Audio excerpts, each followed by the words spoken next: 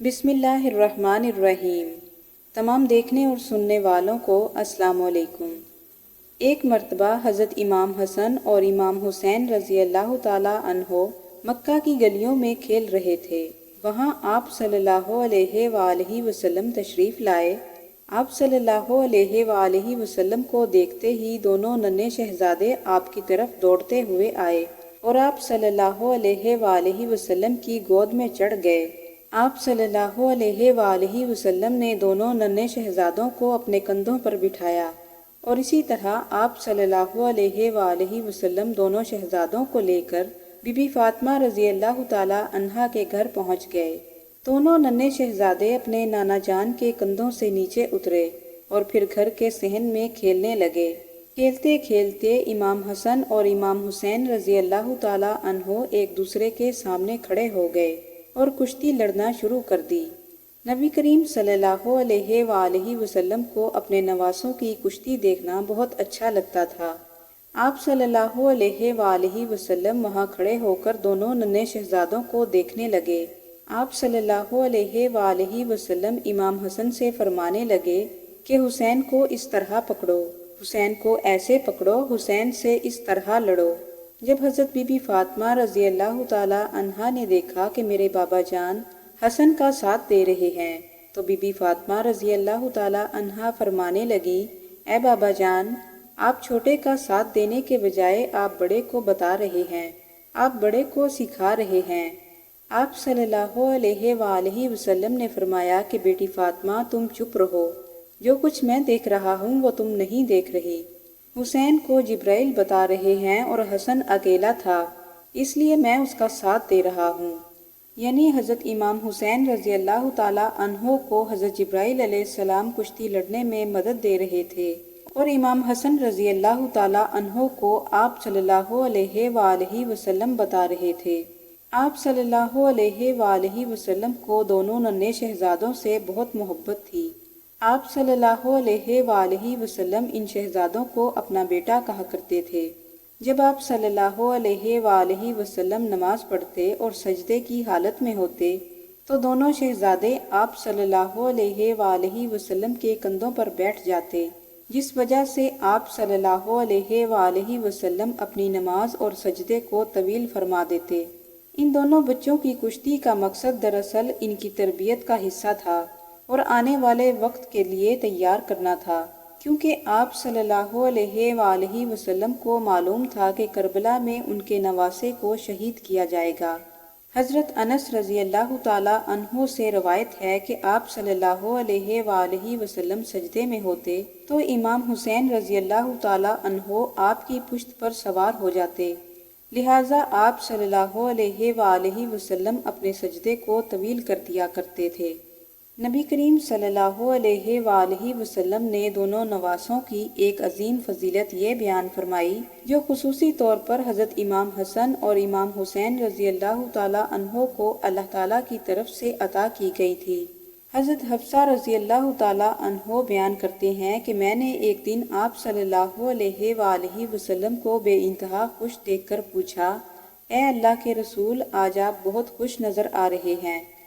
تو سرکار دو عالم صلی اللہ علیہ وآلہ وسلم نے فرمایا، اے حفصہ، آج میرے پاس ایک ایسا فرشتہ آیا ہے جو آج سے پہلے نہیں آیا۔ اس نے میرے بچوں کے بارے میں مجھے مبارکباد دی اور کہا کہ میری پیاری بیٹی حضرت فاطمہ رضی اللہ تعالی عنہا جنت میں عورتوں کی سردار ہیں اور امام حسن اور امام حسین رضی اللہ تعالی عنہ جنت میں نوجوانوں کے سردار ہیں۔ حضرت سعد رضی اللہ تعالی عنہ بیان کرتے ہیں کہ ایک دن وہ نبی کریم صلی اللہ علیہ وآلہ وسلم کے ساتھ ایک دعوت کے لیے نکلے۔ حضرت امام حسین رضی اللہ تعالی عنہ گلی میں کھیل رہے تھے تو نبی کریم صلی اللہ علیہ وآلہ وسلم لوگوں سے آگے بڑھے اور اپنے ہاتھ پھیلا دیے۔ امام حسین رضی اللہ تعالی عنہ ادھر ادھر بھاگنے لگے اور آپ صلی اللہ علیہ وآلہ وسلم ان کو پکڑنے لگے۔ آپ صلی اللہ علیہ وآلہ وسلم نے اپنا ایک ہاتھ امام حسین رضی اللہ تعالی عنہ کے سر مبارک پر رکھا اور دوسرا ہاتھ امام حسین رضی اللہ تعالی عنہ کی تھوڑی مبارک پر رکھا اور فرمایا کہ حسین مجھ سے ہے اور میں حسین سے ہوں۔ اللہ تعالیٰ اس سے محبت رکھے جو حسین سے محبت رکھتا ہو، اور اس سے بغض رکھے جو حسین سے بغض رکھتا ہو۔